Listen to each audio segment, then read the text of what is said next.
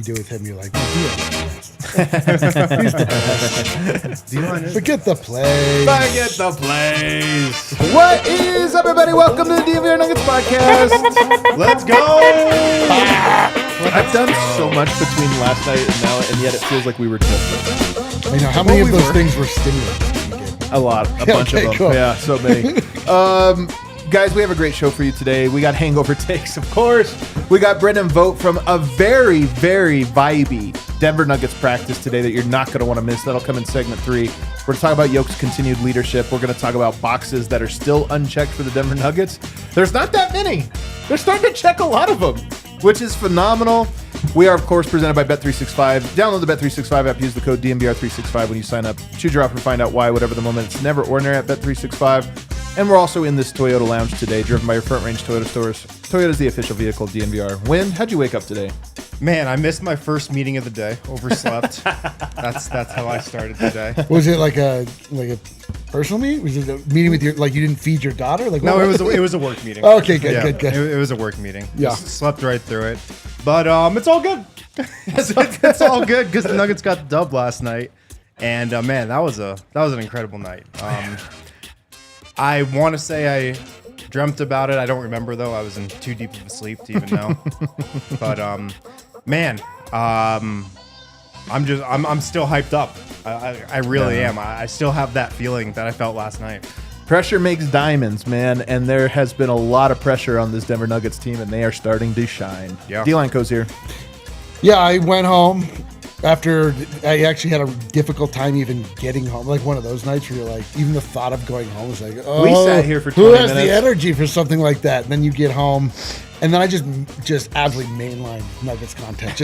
I just want every TikTok. I was like, it was just, I was in a full, like the algo was feeding me. So I was like, it was like guys' reactions to just the play over again, a little breakdown of, I was just like, and then the next thing I knew, I was just sitting right here. Yeah, and then you're back right here. I slept? Question mark? Now you are the content for others to consume. Well, I said this before, like that's the greatest thing about us is that I oftentimes consume our content. Right. I consumed our You're content like, this is a lot. good. Let me slow it down. Yeah, dude, it's just I'm like, you talking. Yeah, but or yeah, dude, I watched our show. I mean, it's shameless at a certain point. Like, oh, that was a great point I made. Yeah, in I was like, segment 1, man. damn. My Red Hawk Roofing big takeaway. I'm like, nailed it. damn. Incredible. Sure, Mr. Nugget, but who's Mr. DNVR Nugget? I at least got to be in the running. Oh man. Let's go to the Hangover Takes, Kale, shall we? Let's warm it up here. Let's do it. Win, do you want to start us off? Like, what are your some Hangover Takes now? So I rewatched a little of last night's game, particularly the fourth quarter, and we caught this a little bit on the watch along, but this one play really stood out to me, and it was a very key defensive play, and it was when the Nuggets fouled Chet, right before he missed those 2 free throws when they were down 1. And if you go back and watch that play, if you're able to like watch the TNT in arena stream, Jokic was really active on the bench right before that inbounds Was play. that wasn't the part here though where he was doing the No, that was earlier. This was right before they fouled Chet. I rewatched that part too. But he's really active on the bench in the huddle, talking to Jamal Murray, pointing on the whiteboard, and then he goes to defend the inbounder. And remember, he has 5 fouls at the time. So if he fouls out. But he's defending the inbounder, and then at the last second, he goes off to double SGA. And what that does is it kind of forced the Thunder to pass to somebody else, and it ended up being Chet. Yeah. And if Jokic doesn't fake like he's guarding the inbounder and then go to double, SGA is probably open.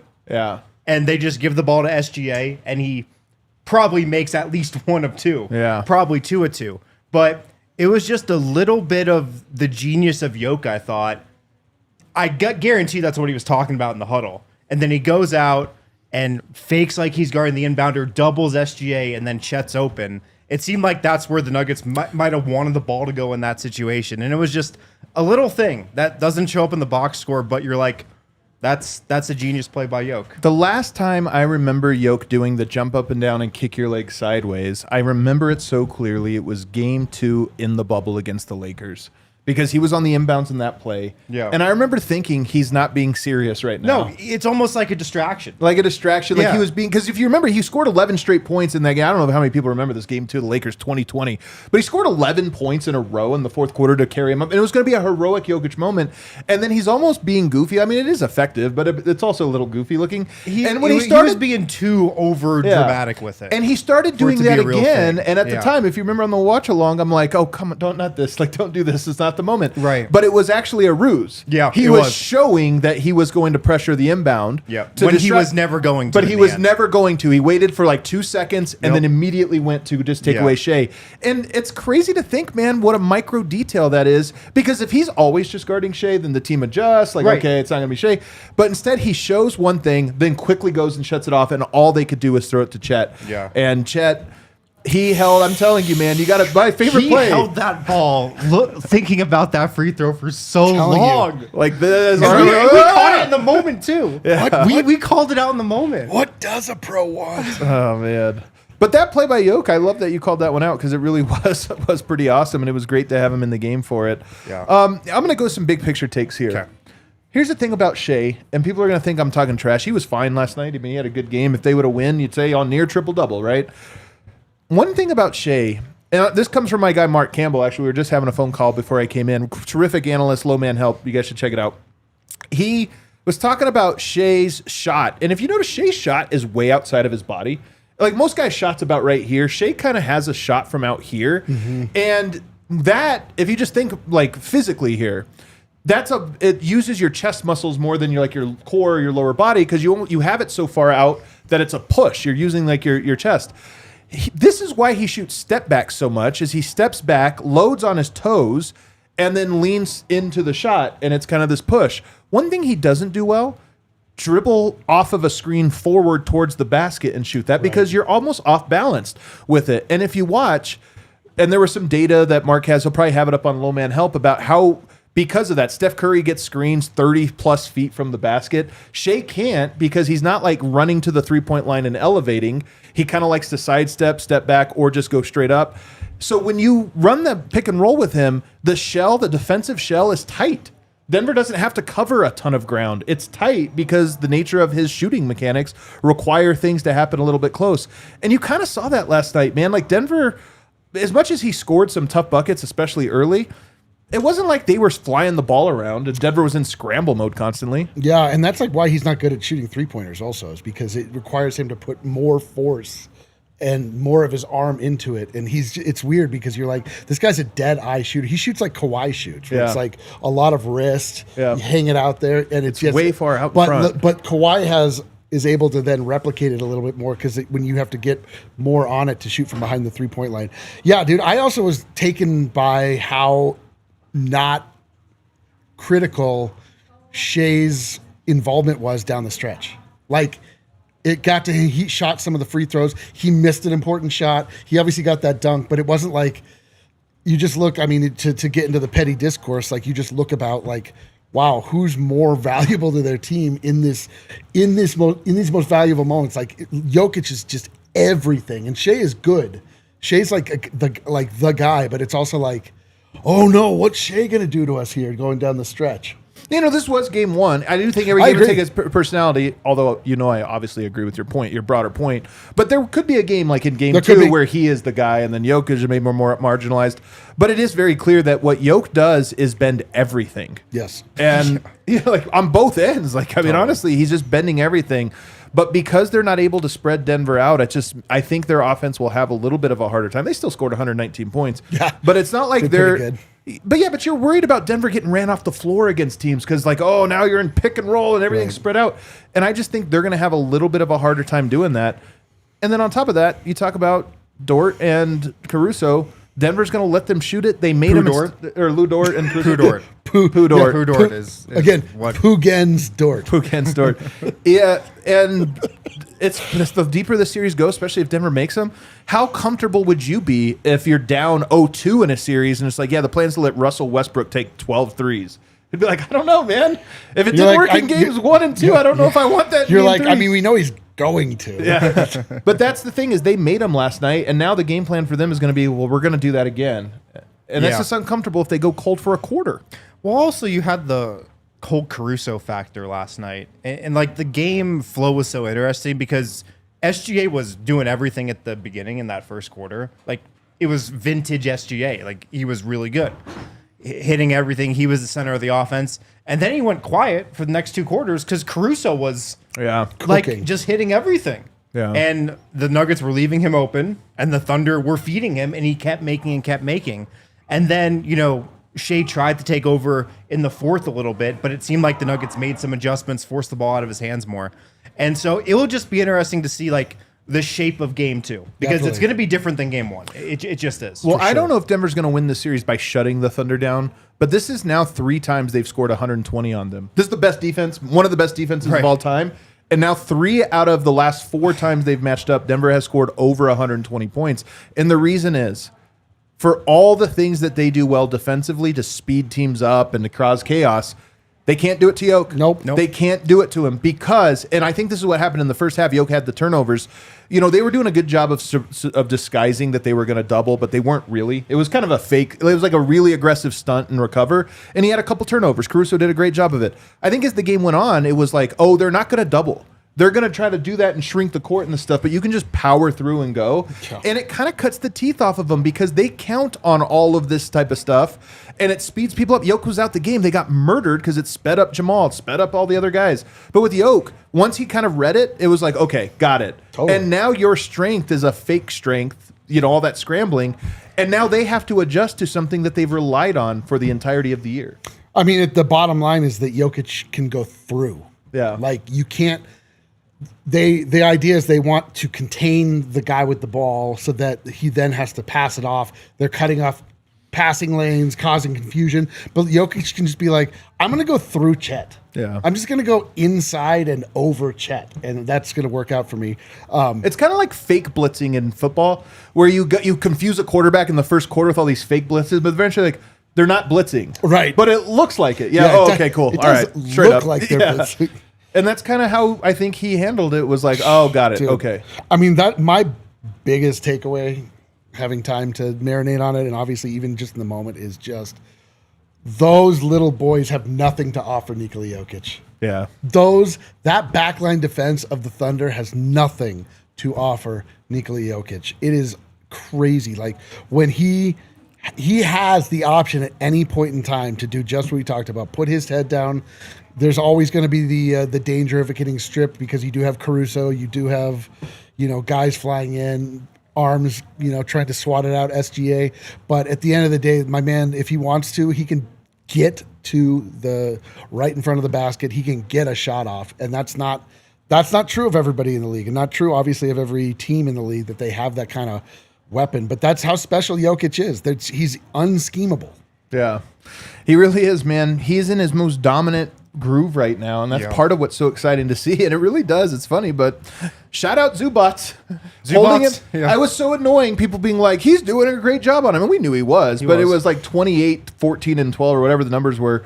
And it's like, man, those numbers really were his worst. Yeah, they were. And it's so funny also just taking in the reaction to last night's game too. You know, Nick Wright is on the Jokic bandwagon now. Bro, how about that? Did you see this? Yeah, I mean, I did see it. I like it. I want to talk about it. Keep going, because I want to talk about that in the next segment. Oh my God, this is one of the greatest games. I thought it was a B plus A minus game from Jokic. See, I thought it was an A game. I thought it was B plus A minus. I think it was A to A plus personally. I just because it's hard. But here's the trick. It's not that it's He missed a lot of shots. He had the turnovers. Yeah. He's had just such greater. Game 5 against Minnesota. That's an A+ game. I just think that this defense, even though they couldn't handle him one-on-one individually, they still are an insane defense. So it's like, this is why I thought he was good in round 1 when people were like, Yoke's having a bad series. I'm like, no, that is a really good defense. Absolutely. With people against him. The Oklahoma City doesn't have guys for him, but they're an elite defense. Yeah. And he put up 42, 22, and 6.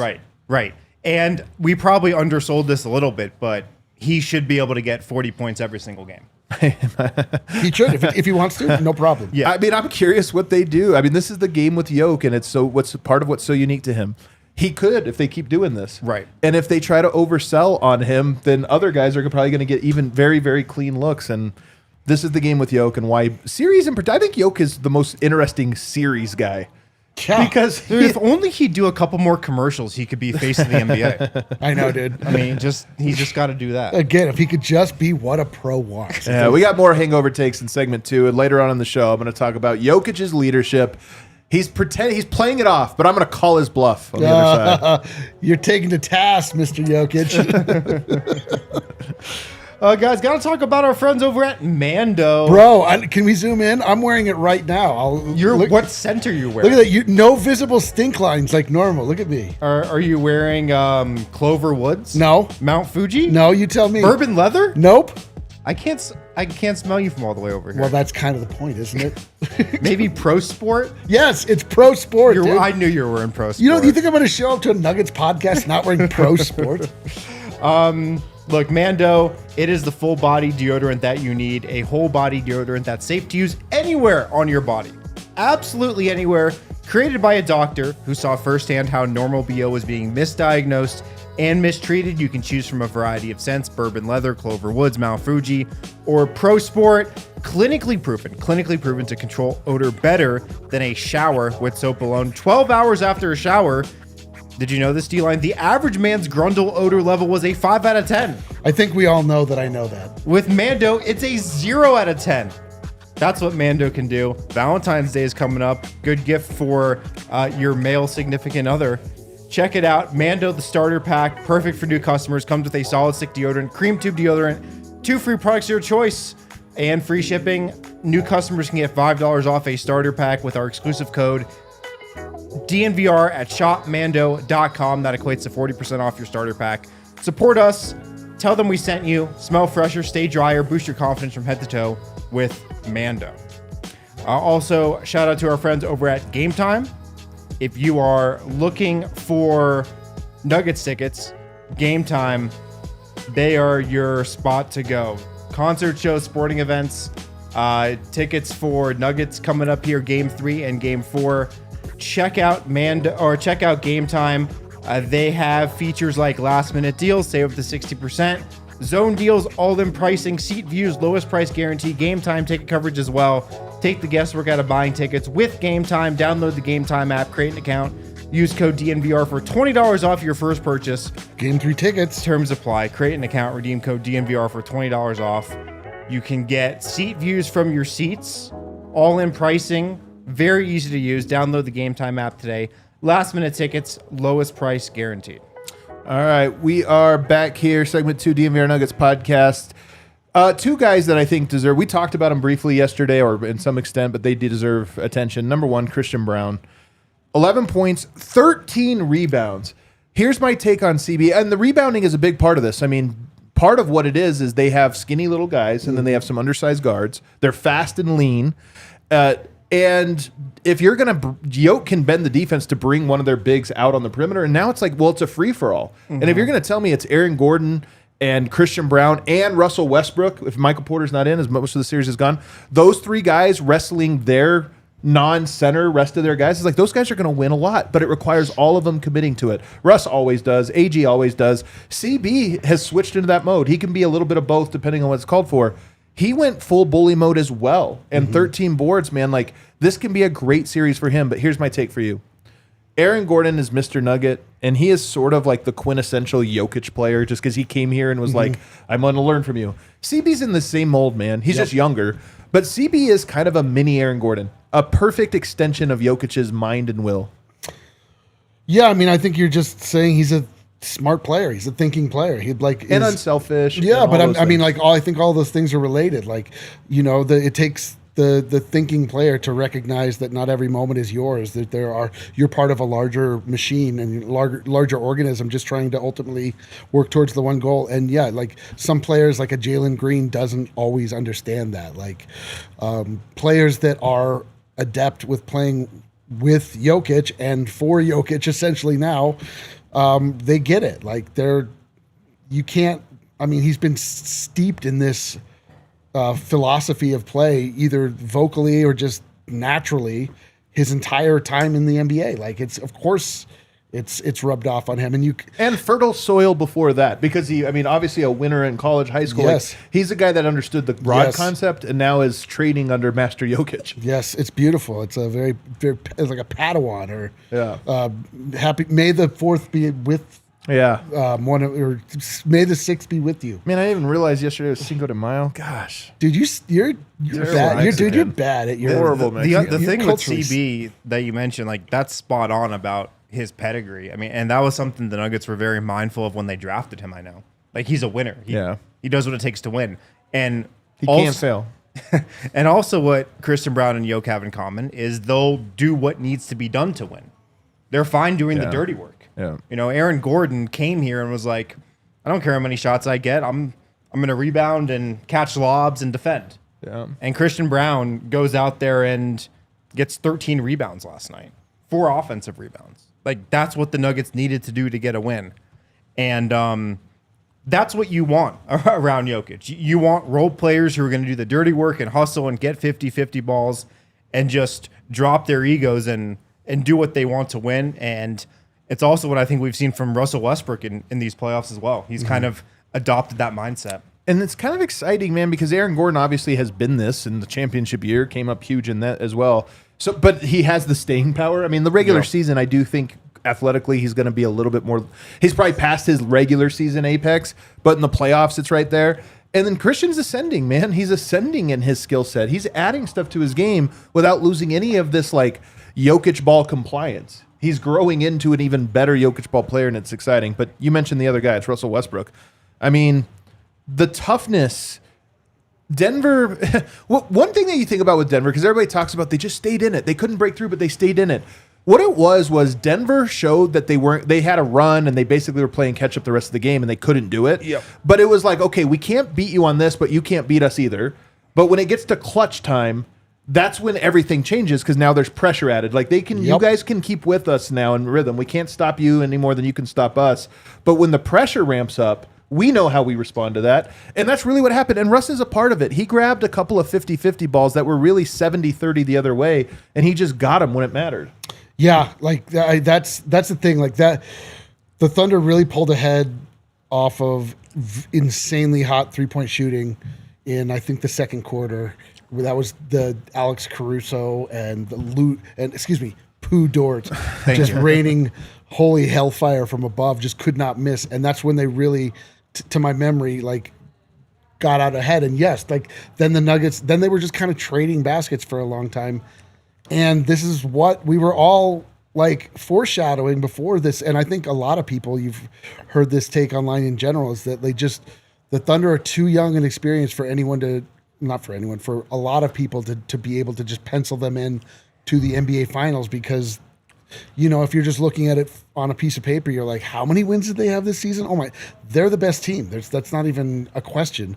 But man, it changes when you add pressure. You really find out, like, what kind of players you have, and you cannot simulate it. It just can't be, and you only find out when you're there. It's like true fight or flight stuff. It's like it's so, like, core to who you are in your being. You can't, like, scheme it or coach it or whatever. It's just like you see a guy like Chet, like, oh, brother, that guy is not ready for this yet. But this is also partly why I'm sympathetic to Rings cultures. It's not everything, and there are people that try to make it everything. But I am like, I don't know, you play a bunch of games that don't mean anything, and you play very few that do. Yeah. And we do kind of have to grade you on how well you do it. Like, there's a lot of great players that in Jokic's situation this year, there's a perfect excuse. They fired their coach, like, guys were hurt, all this stuff. And you're like, it's not his. And you can do that, and we probably would have done that had they lost.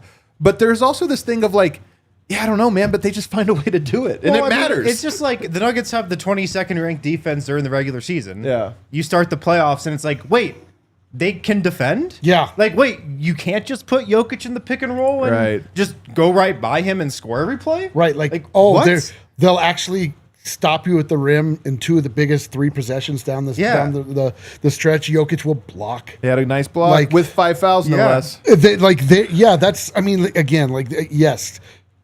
The rings culture ruins everything. The regular season is important, and it's important because it's entertaining. Like, it's the only part of this whole thing. It just gets us through the entertainment. It just fills 6 out of the 12 months of the year. This is 100% based on entertainment. So if it entertains you, it's worth existing. Winning an NBA championship is not some sort of like an entrance into the real human, like the meaning of life. Yeah. None of it's really important, but but it's wild just to see. That's why this stuff is so interesting, is because you can't just like write it on paper and be like, well, this guy is better than this guy. It's like you don't know what the situations that they can't like plan for are going to do to guys. Like you see a guy, I mean, we'll look at all over the place. Mark Daigneault like got in his own head, and during that time he blew it. JJ Redick, same thing, like big brained guy that, you know, his entire brand is about thinking the game of basketball, makes some of the dumbest decisions when there is big pressure on the moment. You don't know what's going to come, and that's why there's that human element that makes it so compelling. Yeah. But with Westbrook, really quickly, it's almost like, because during the regular season, like, he did his job for the most part. If we really think back and boil it down, he was amazing over the first half of the season. And then second half of the season, after he got hurt, just wasn't as good.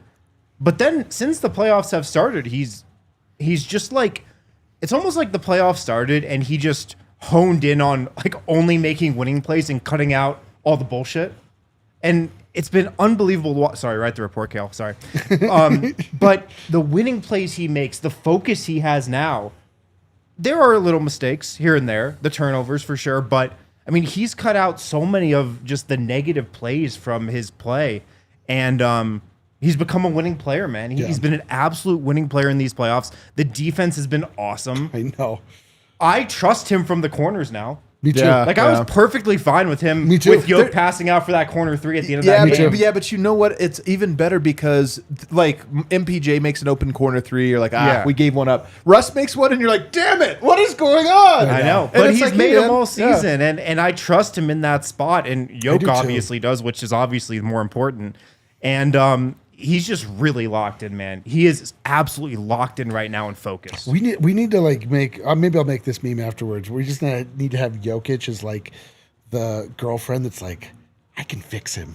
Looking at Russ, like looking at James Harden, like I can fix him. I know I can. Here's the thing, though, and dude, Russ fans were upset. Russ fans, you got to learn something, man. I'm telling you this right now. Chill out. Because on the stream last night, we did like Russ gets the ball and starts going up court, and I say it, and I think you say like, oh no. I think it was just you. Maybe it was just me. I don't care. Here's the thing. It doesn't matter. There's 3 seconds left in the game. You dribble it up, and there's 2 guys at the rim, and you're sitting here thinking this is either going to be a Russ pull-up 3 or a Russ contested layup, and that's what it's come down to. Of course, that's an oh no moment. He made a great play and found an open Aaron Gordon, who's barely in frame at the point, you know, when that's happening. It's just, this is not a knock on Russ. It's, you see the play unfold, and you're like, Also, I don't see an avenue to where this is going to work out. And then one manifested because he made a phenomenal play.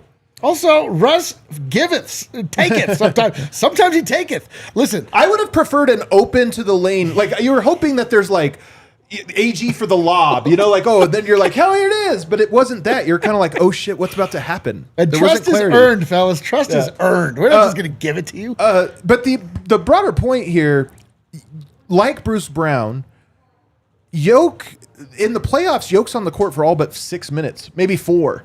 And Russ and Yoke have been great all year long. Like when those guys get to play together, just you don't get that in the regular season as much because of regular season rotation.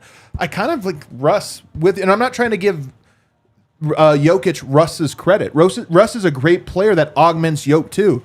But now they just get to share the court all the time. And it's like, oh yeah, we're going to get the best version of him because now everything in the table's all set for both guys. Yeah, it's so sick. It's been awesome, and just like the Russ story has been so cool. And it's so cool, like how much Jokic trusts him too in those moments. It was really cool to see Jokic pass Russ the ball in that situation for that shot. And if you also notice on the bench, like I know we're going to talk about this when we talk Jokic leadership. Jokic's obviously talking a ton. He's stepped up in that regard. Russ is probably the second most vocal guy in those huddles. He's not as he's not Jokic, but he's another coach that Denver has on the floor right now. Well, I want to talk about Jokic's leadership because I have a fiery take. I'm ready to fire off about it. And we also we're going to start next segment with notes from Vogt. He's very hyped about this practice today, so let's find out why. I actually haven't seen this video. I'm excited. Fiery takes coming. Just like your favorite team needs a home court advantage, your home needs a home floor advantage. That's not where if you're the Nuggets. Empire Today comes in. I know. Yeah. Home court advantage, not the same as it once was. Just like your team needs to play on a court and they can be victorious. But you don't know about home floor advantage. No. That's a different animal. That's totally different. Yeah. Empire Today, they have flooring experts, dedicated flooring professionals who focus on flooring every single day. That's all they do. They just think about floors. And that's all they think about. That's why they're the best in the business. Empire Today is your best bet for a new floor. They live and breathe flooring. They'll be with you every step of the way. Not like some of those big box stores. They won't be. Empire Today, they will be. Their flooring experts bring the showroom right to your home. You can pick the right flooring and the right colors for your space. See how it looks with your furniture in your house. Get precise measurements taken, have all your questions answered so there are no surprises. Empire Today, you get clear, upfront, all-inclusive pricing, plus you can schedule installation as soon as the next day. Schedule a free in-home estimate. Some things are just better at home. DNVR listeners can get a $350 discount when using the promo code DNVR. Yes, you heard that right. A $350 discount with the code DNVR. Restrictions apply. Visit EmpireToday.com/DNVR for full details. Can I tell you what kind of day I'm having? Yeah, please. Put on this sweatshirt. I haven't worn it in a while. Reach in the pocket, $10. Wow. That kind of day. Wake up, man. Didn't fall It's a asleep. great day, man. Woke up, just look, $10 right here. And there it is. Still in the pocket. $10. Yeah. I have a feeling you're going to put it back in your pocket what were you and then doing forget with about that it. there? until What next time. exactly As I was put he this up, I doing? do realize it looks like I've rolled it up. Really, I wanted it, but hey, listen, man. Wow, that was really revealing. Is there a glass mirror in there as well? Let the pods run wild with that one. Pods are going to love that. Also, shout out to UC Health DNVR Nuggets. Brought to you by UC Health, Eric, the official healthcare partner of the Denver Nuggets. Go to uchealth.org for more info. UC Health, live extraordinary. All right, we are back here. Segment 2, DNVR Nuggets. Throw us a like. Leave some comments. Just join the conversation, man. This community, this time of year, it's so fun.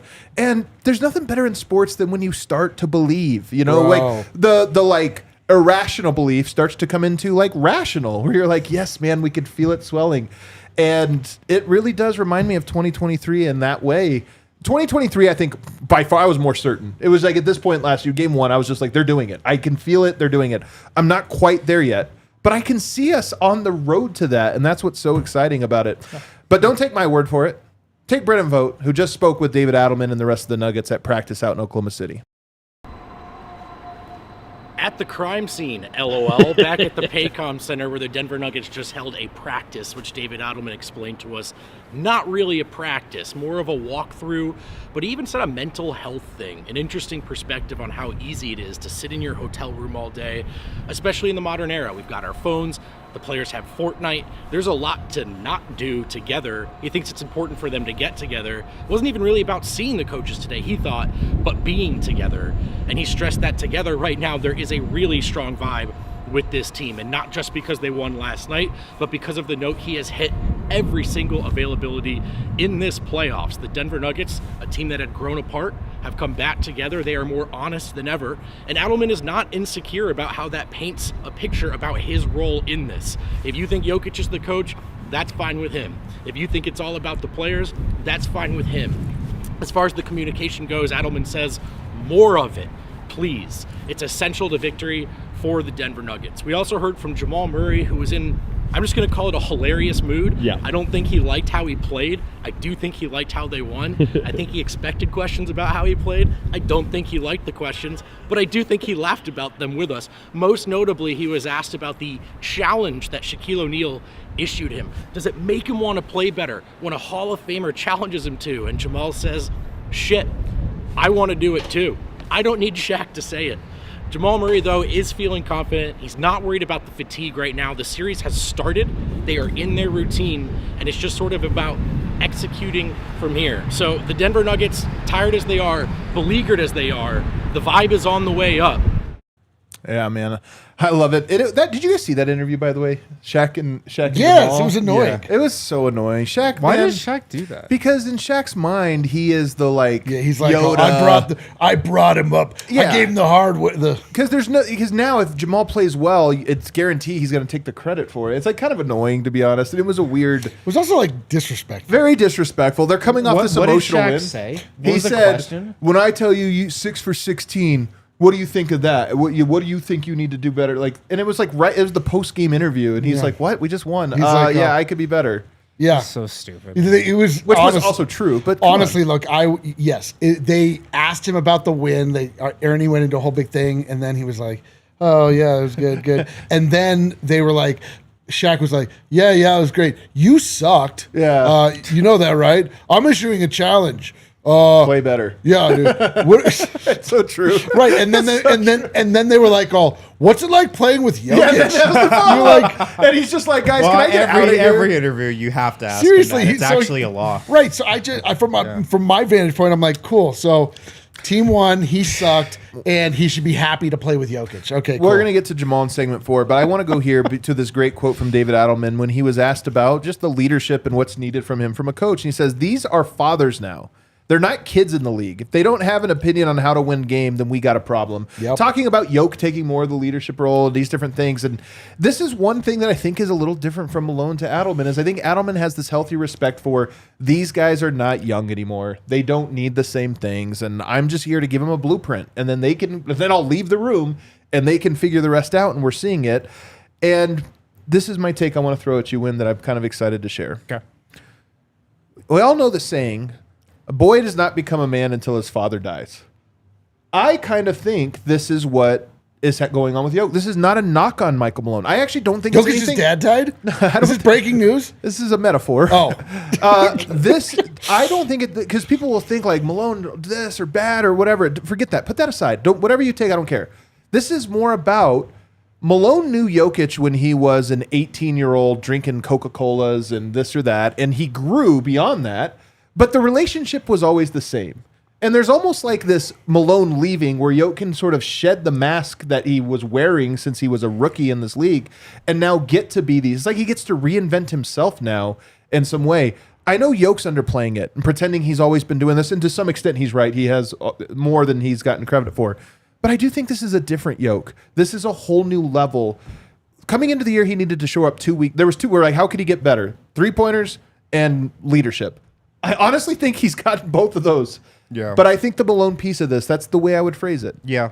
I mean, I agree. He's always been vocal at times in huddles. He's drawn up concepts on a whiteboard. He hasn't done it nearly to this extent. I mean, he has taken it to a completely different level. And when Malone left and Adelman stepped up, it's not like anybody said anything to Nikola Jokic about you need to become a bigger leader now. You need to be more vocal. You got to be more of a coach in the huddles. Nobody said that. I don't even know if Jokic really thought about it. He just kind of started doing it. Mm-hmm. It was almost a natural reaction to Michael Malone leaving and there being this void of a voice. And yeah, David Adelman's taken on a lot of that. He is the Nuggets head coach still, but he doesn't have the overpowering, voice and tone and personality that Michael Malone did. And there was a little bit of a void there, and Nikola Jokic stepped up and has stepped right into that. And it's made the Nuggets a different team.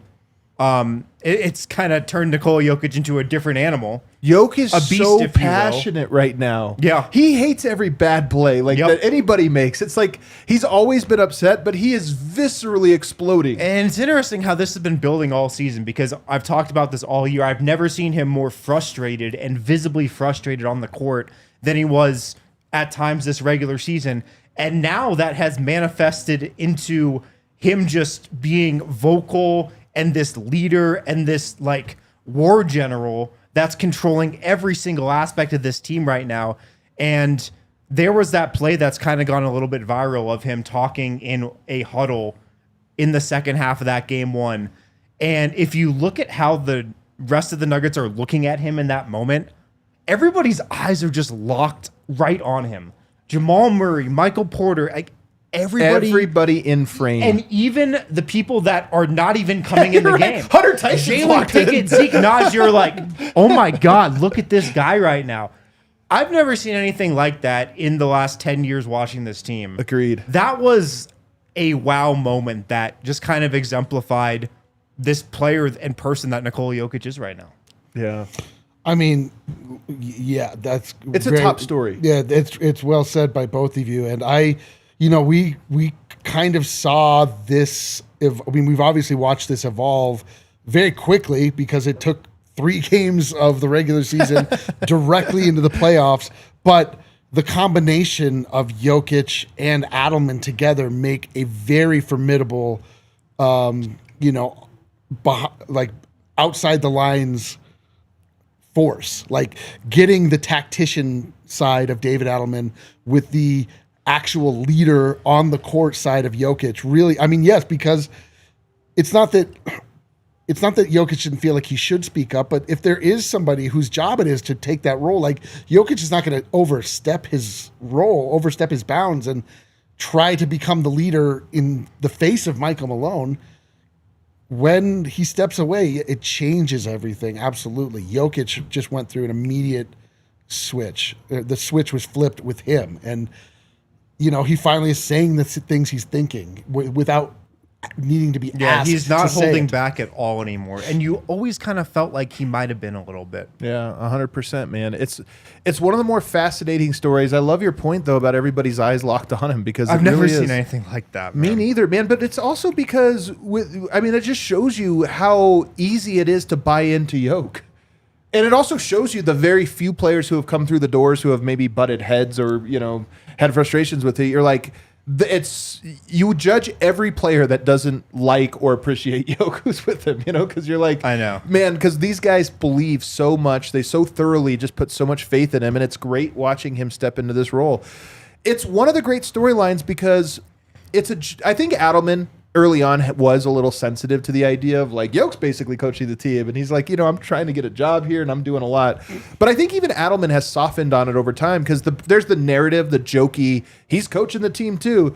And then there's the appreciation for, no, he's actually leading this team is what people are saying coaching, but it's really leading. Yeah. And I think he kind of is like today's media availability was largely almost, in my opinion, maybe you guys disagree, but a release of it of like, yes, no, actually it is awesome. What he's doing is a story because he's stepping into this new thing. And there's almost less insecurity from Adelman on it. Not that there was a heavy insecurity, but I do think there was I just think like that narrative can spin out of control in a negative way to him. if Right. it's like- You know what it's like though when everything changes at work. We're in a place where you have like well-worn routines and you understand roles and things, and like, suddenly something changes. Like your heart starts to race a little bit. You're like, oh, I don't know exactly how I fit in. Like there is like kind of weird little insecurity. People have to find their route, but then it can really easily just clip back into like, oh yeah, we all know what we're doing. It's Right. like there's no actual conflict here that we need to address. Like we just need you. Like you're not coaching the team. You're not calling the rotations. You're not calling timeouts. Like the managerial side of coaching. David Adelman, perfect. The heart and the motivational leader style of coaching, Nikola Jokic, I'll take it. It's funny because Kobe did the detail video, like after his prayer, and I think a lot of people were like, I'm into this. LeBron's been such a cerebral player, Rondo, and it was like, oh, he knows their plays, was like a baseline, right? Yeah. Yoke's a whole other level of this in a way that I wonder if it'll catch on because you have a talented team and then you have this genius wonder boy coach and Degano. And I believe it's Dagenot. Dragonot. Mark D. Dragonot. Mark D. Dragonot. Marky D. You have that, and it's like Yoke is going up against Chet and Hartenstein and Shea and Dagenot in a way that you just don't see very often. And I have to imagine these smart coaches are at the well right now going, whatever we do is going to last like 3 possessions. Whatever adjustment we make, we get like a 3 possession leeway before it's just absorbed. Right. And it's just, honestly, we've never seen anything like it. I really believe this. We've never seen anything to this level of a player being able to play chess against the coach while focusing on the game. It's unbelievable, man. Yeah. He knows your plays, but then he also in real time knows exactly what to do to stop your play. Yeah. And that's kind of the difference. And he's getting somehow better at this stuff. He also, I wonder, with Yoke, we've always talked about, I think he gets bored sometimes. Yeah. I wonder if this level of strategic focus has like re-energized him a little bit. Yeah, because it's almost like there's at all times he has to be like, focused. okay, now I have to coach the team all right. Exactly. It's Also. like, he was bored because he had a workload that required half his attention. Now he's like, okay, my full brain needs to be on at all times. I think there might be something to that because, look, this isn't to hate on Michael Malone again, but, you know, with Malone, he was, I think, a little controlling over just how the Nuggets were going to play and how they were going to operate on both ends of the court. And you could tell Yoke was, I think, frustrated at times with that, just by his body language during the actual game, like within the lines. And now that he's kind of got more say and he's got more of a voice, and this is something Adelman's talked about a lot as well ever since he's taken over, he wants players to have a huge voice. He wants it to be collaborative. And Yoke has just kind of taken that and run with it. And I think it's kind of reinvigorated him a little bit. So let's go to our last segment here, which is just the boxes that are left to be unchecked. And I do think that there is one major one. There's probably a couple others that we'll get to, but for as vibey of a night as last night was, this is a double-edged sword. Jamal Murray, I thought, was not that great. And he was kind of out of it. It wasn't just missing shots, which I kind of felt like every big shot he took was going to be miss. But also, he had these plays where he hung his head. And to me, that's almost the more damning part because this was a game that was going to be won ugly and brutally and just like through sheer force. And Jamal had this one turnover to the corner. He throws it almost directly to Caruso. Do you remember this play? Yeah. And then if you watch it, right as he intercepts it, Jamal drops his head like this for a second. Cason Wallace runs around him. He picks it up and realizes that second of dropping his head is going to lead to a run out and then fouls him. And that sequence, turnover, drop your head, get beat, foul. That sequence was not a tough one. One turnover is like, damn, you turned it over, everybody get back. But then it's the adding up. And to me, I think Jamal's focus will bounce back. But at the same time, I think he's had one great game in 8 now. And I'm not concerned about it because I think he will show up. But to me, it's the one piece that's missing. If he's here, we're all in. If he's here. But is he going to be here? I don't think we can confidently say anything yet. I mean, I feel confident saying he will because I don't think he's had a bunch of bad games. He hasn't. I think he's had one amazing game, a bunch of good games. Last night wasn't a bad game. He started off really hot and then he went dormant because they focused in on him. They sent a double his way nearly every time he had the ball in his hands, and he had to really struggle for what he got. He also hit those turnovers that he had that were like... Yeah, that to me, that was... he got tired and he made a really dumb play.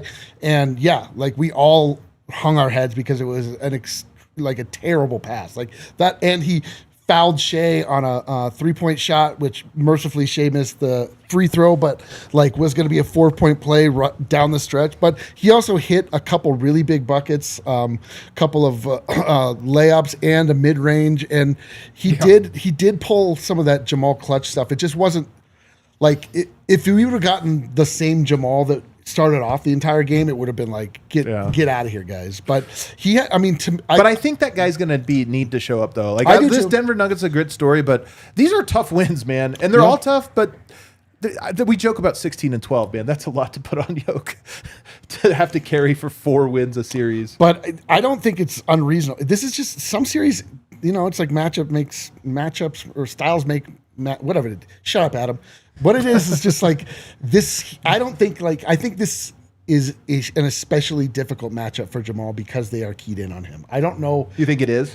I think this might be a series where you're like, it wasn't quite a Jamal Murray series, almost kind of like how we were like, Jokic was good, but it wasn't quite a Jokic series last round.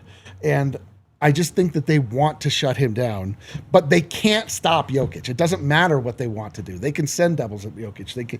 So I think Jamal is going to be good. I don't think he's going to be exceptional unless Dragonalt comes together and comes up with some new scheme that frees Jamal up, or the Adelman takes him off ball. There's some other thing that like artificially springs him. So they used AG to bring the ball up a lot. Here's what I'll say about it. I was so impressed with Jokic's will to win, Russ's will to win, CB's will to win, Aaron Gordon's, and I'm not saying Murray's was bad, but I don't think he joined that crew. Yeah, if that makes sense. Yeah. And I do think a lot of it was, it seemed like the Thunder did focus more defensively on taking him out of the game, particularly in that second half after he got off to, a flurry in the first quarter. He did flurry. It was a bona fide flurry. 12, yeah. That's an official flurry. So I think that was part of it. But I mean, this is another great defense he's going against, and he's actually only going to have hell if you look at all the possible matchups going forward. Look, he's going to have to go against probably three very good defenses if it's Minnesota. Look, it's the playoffs. It's the Western Conference. You're Jamal Murray. You're getting paid $40 million. You're the second best player on this team in theory. You have to perform. You're going against good defenses, but you should be a good enough player. You still have great games. I thought he was really good in spots, not good in others. But yeah, I agree. We still haven't checked that box yet. Definitely not. It's funny when you say 40, because I think it's like 44 million or something like that. That would come out to prorated for the month. He's made almost $2 million since the playoffs started. Don't tell me that. I think that's also the entire Avalanche. That's not true. He's made Nathan McKinnon's yearly salary. No, but so that box to me, and look, I'm still hopeful is all the point. I'll tell you this. Absolutely. You string a couple of them together, to me, that's when I'll push the button. I'll Somebody be like, all right, here we go. tweet at him how he didn't have a good game. You think, though, let me just to be clear with you, you think the Nuggets can win this title without Murray being what he was in 2023? I think that they can win with the Murray we've gotten so far. They can win it all? Yeah. Okay. I think it's going to take more. Listen, I think he's got to be a little better. I would like for them to cruise through the playoffs like they did in 2023, and that's going to require Jamal Murray to be absolutely special. That's a good point. They They did go 16-4 with him at that level. I think that we will get more big games out of him, but I do think he's probably averaging 20 points a game. I think he's giving you enough. It's just like they're not going to just ruin teams' nights and lives. The margins are so thin, man. Denver has won by 1/24th of a second. I mean, they got an overtime with this win. Jamal Murray, maybe they win the championship, but they go 16-15. No, God.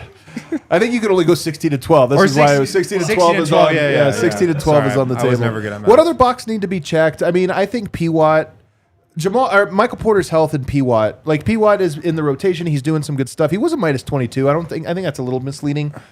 But I think that right now the Nuggets half trust him.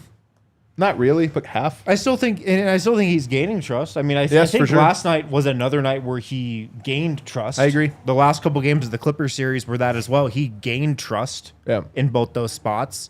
So I think he's still on the up and up. With Porter, man, I mean, it just might be like a game-to-game thing with the shoulder. One game he's good, one game he's bad. And I maybe there's not a lot he can do about it. I mean, maybe it's just based on how he feels. But his performance is almost more like zero sum. He just has to make threes. Yeah. He might only get 4 chances, go 2 of 4, 3 of 4. Right. With one arm. Yeah. You could really tell he was playing with one arm last night. It looks like it's getting worse, don't you think? Yeah. It seems like it might be getting worse. I mean, he basically had his arm in an imaginary sleeve last night. Right. He's almost holding it. I know, the diaper seemed a little tight.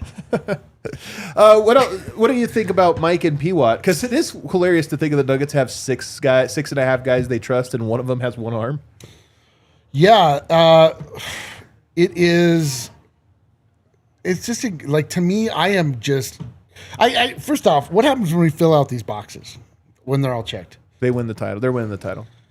Until for you, they're all checked. You're not comfortable to say that they would win the title. I think anything's possible with them. Here's the other thing about it, man. The Celtics look unbeatable. Now they're banged up. They lost half their roster. Turns out they're beatable. They lost last night. Well, but I'm telling you, Porzingis was out at the half. They have Jaylen Brown on one knee. They look extremely beatable, and I think that they're just beatable in general. But I'm saying they're also banged up. Yep. And then Cleveland's down. I think Cleveland might lose this series. Now they're down 3 starters. Yeah. So you look at it and you go, the teams that look like they might be unbeatable are all now out, and so now you're like, hey, it is doable. Yeah, I already to me, I'm saying I'm already there. I already am willing to make the emotional bet that I think the Nuggets have enough to get it done. It's going to come down now to circumstance, luck, injury luck, things that are maybe even outside of their control. But I think their controllables are such that they do, in my view, they have enough to get it done. I've just been so hyped on this squad because I just can't say it enough. They finally got all their guys together. And even with MPJ being a literal 0 last game, they still had enough in the grit tank to make it happen, to overcome the kids, to do what, all these other teams think they might be able to do, but the Nuggets know they can do it. Well, and on the P-Watt thing, he's hit 3 massive threes 3 games in a row now. Yeah.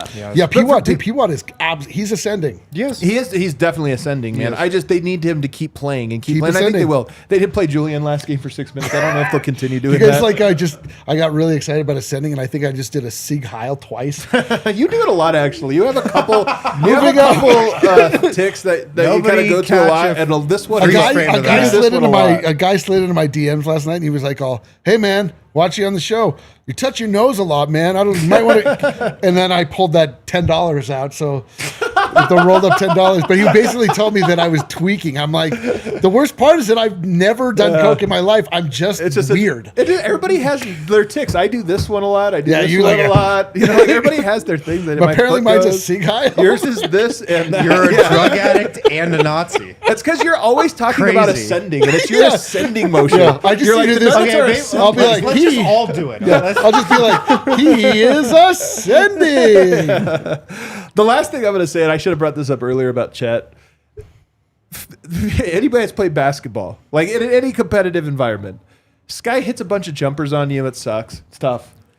Guy, out rebounds you or beats you down the court. That's tough. All right, I got to correct that. When a guy physically bullies you, it's a little emasculating. When you get dunked on, it's a little emasculating. Oh, God. And when you just have to foul a guy because he's literally pushing you into the rim and shooting these jumpers over to you. And then on top of that, you choked away. Chet has a lot of pressure on him in game 2. Bro. Because he didn't just have a bad game. Guys have bad games. He kind of had an emasculating game in a lot of ways. And now the pressure's on you to where it's like, yeah, but you're better than that, right? And he's not physically. Yoke's still going to bully him.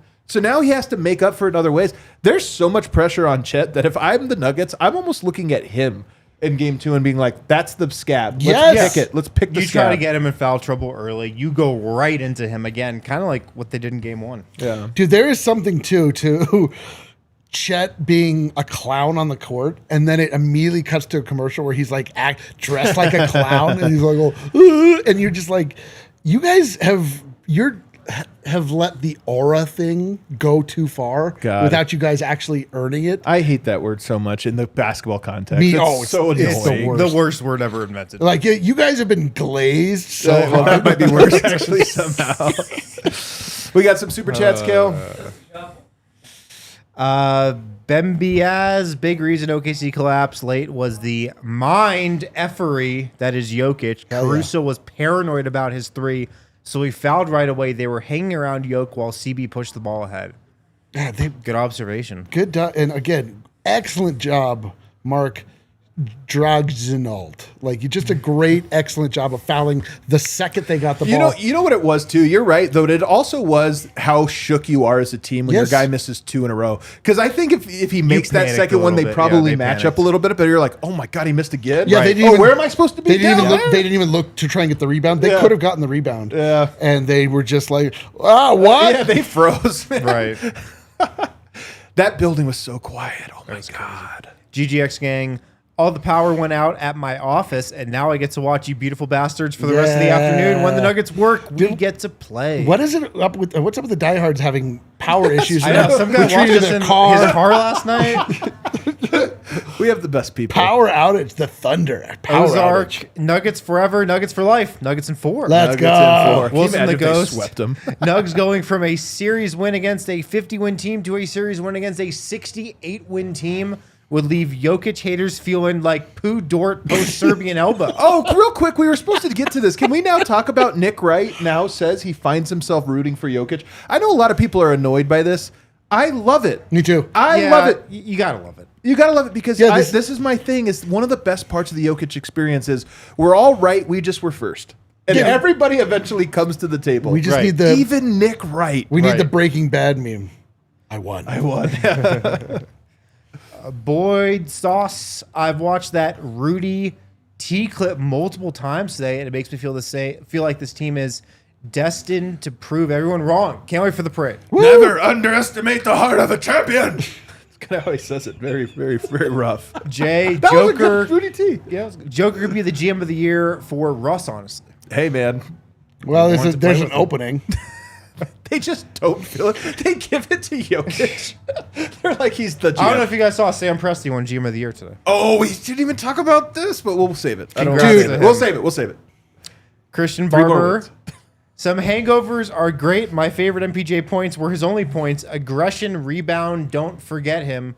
Mama, there goes that man. The Nuggets bring such bliss. Okay, Catch us so on now- overtime. If you're watching on Fast, we are on overtime where we can cuss. All right, now Christian Barber and Brendan Vogt officially on notice for being MPJ truther. He comes in to laud his one basket. Gray M, maybe Graham, was thinking if Jokic got traded, how it would impact my relationship with basketball. It would never be the same because no other city has DNVR. Thank Oh, you. hell yeah. Thank you, man. Hell yeah. Although 4 other cities do have a DMV. Yeah. But it's not DNVR. Other ones, yeah, it's not specifically DNVR, but Yeah. many of them are much better. Josh Burnett from Down Under. Just woke up. Dreamt AG hit a game winner on Chet. Oh, brother. Kyle M. Hey, Wind. Hey, Kyle.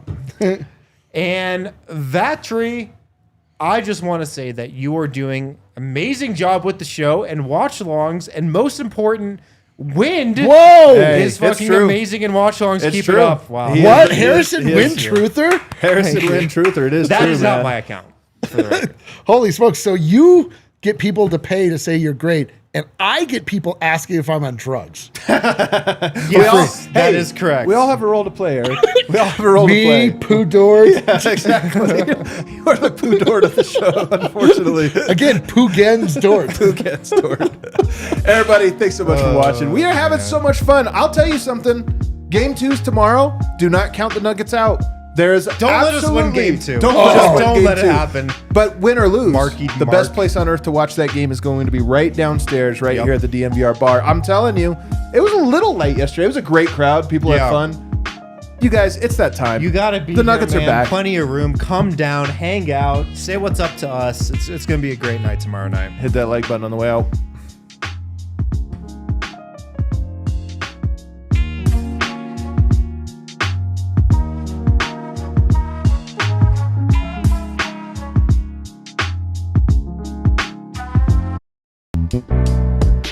We all silly like the mayor.